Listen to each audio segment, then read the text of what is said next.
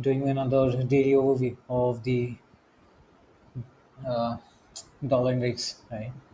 So we're in a critical situation right now. So what I feel is like a dollar is extremely primed for one-sided expansion, right?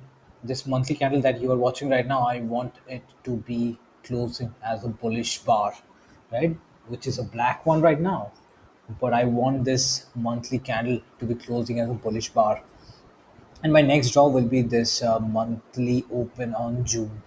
That is the quarterly open chart. I think no, not the quarterly open, but at least what I'm thinking is we need to reach at least 50%, right, of this previous month quarterly range.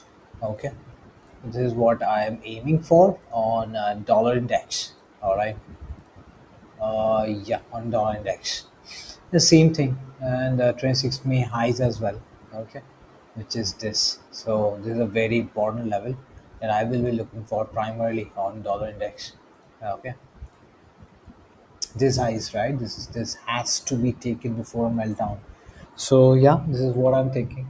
So which means that we are in a one-sided distribution for euro and pound, right? So I'll be looking for major meltdown across euro and pound.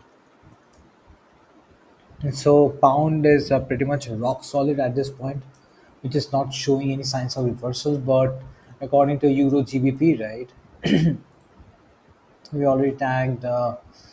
Okay. We tagged previous quarterly highs at this point, so we might drag down a bit, which means that this weekly FVG looks obvious, right?